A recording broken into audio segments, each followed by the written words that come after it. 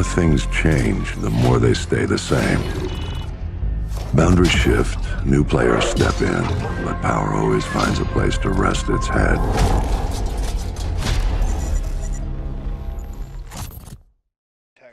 What up, guys? It's your boy Hellraider here, bringing you another gameplay from Infinite Warfare. This is one of my earlier gameplays before I'm like level 40 now. So this is in my first couple games in the new game, if you call it. I was using the RAW light machine gun, or laser machine gun, whatever you want to call it in this game. And today I'm here to talk about an ugly term that the community has come to kind of loathe and hate. But we're going to talk about it. Skill-based matchmaking. Now, in Advanced Warfare, skill-based matchmaking was very high on the priority scale. It was so high, in fact, that it was overriding connectional-based values for games just to purely match people with skill.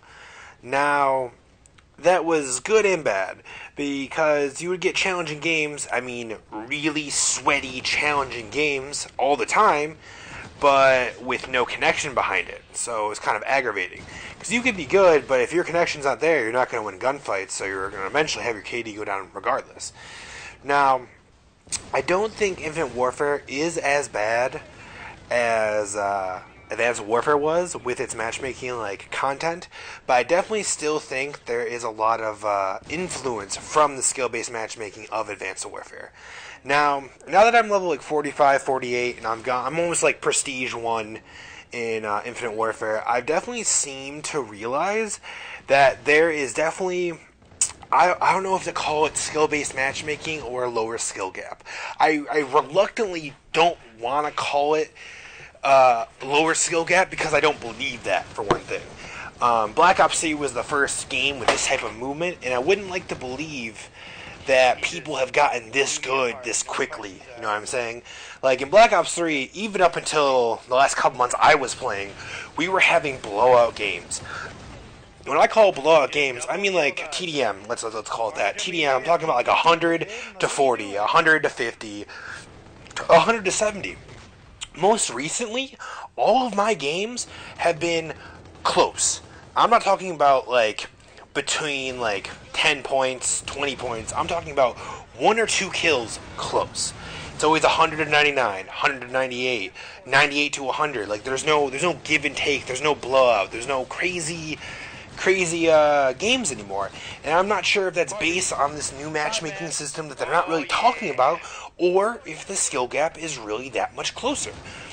I would like to believe it's more based on the matchmaking system, because there are still instances where I feel in this game, particularly on the open beta weekend, where I go into games and I'm just shooting marshmallows. I feel like I'm not having a connectional value there. And I still get those feelings while I play this. You know, I leave those lobbies, or I back out before the game starts and I try to get a new one, or I finish the game and try to get a new lobby afterwards. But it's just really aggravating to see that in place, you know? There's good and bad people. There will always be good and bad people. Now, if you want to play a competitive aspect of this game, go play GBs, game battles, was it the ranked playlist or whatever you want to call it. Go do that. That's meant for competition. That's meant to be sweaty and try-hardy and all this other crazy stuff. Now, if you just want to play the game for what it is, it should be like how Black Ops 3 multiplayer was.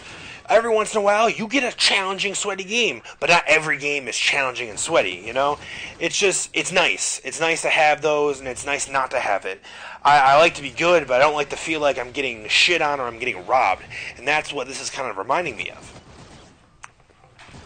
And it's aggravating. It's aggravating to the point where it's just not fun to try to get gameplay. It's not fun to go into a public match setting and try to use different guns, because everyone's using the 3 strongest guns in the game, and if I'm getting good paired up against people who are literally skill level tied with me, then they're just going to use the best weapons. I'm not going to be able to play how I want. I have to use the best weapons to try hard against them, and it just becomes a stupid try hard fest that I don't really want to compete in.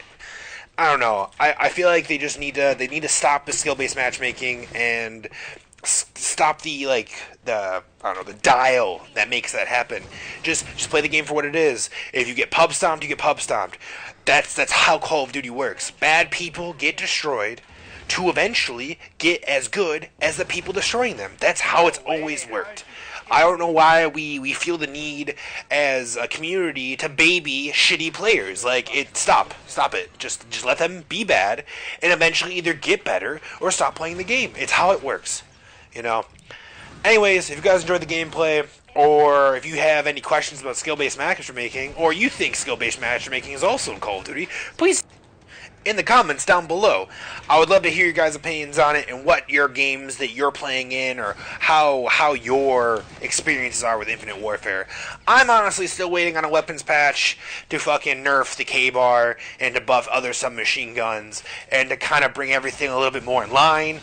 We'll see what happens. I'm really hoping so before the Christmas break and December DLC and all that other crazy stuff. I'm really hoping they rebalance Modern Warfare, but I guess I'll get what I get, right? Well, as for now, I hope you guys enjoy the gameplay. This is your boy Hellraider, signing off. Friendly drone support is active.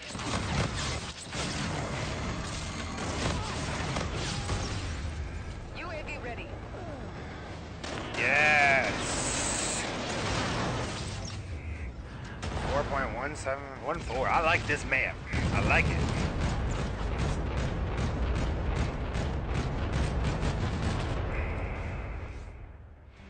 Nice work. Well done. Big brolicky looking motherfucker.